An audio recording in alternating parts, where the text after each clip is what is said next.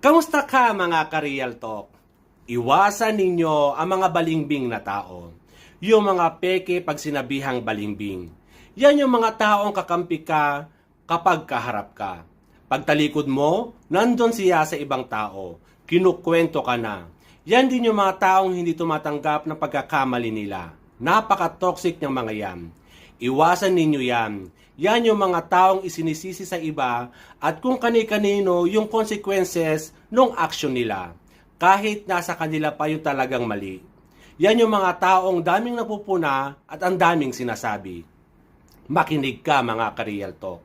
Pero hindi naman niya kayang i-apply sa sarili niya. Yung mga taong insecure sa tagumpay ng ibang tao.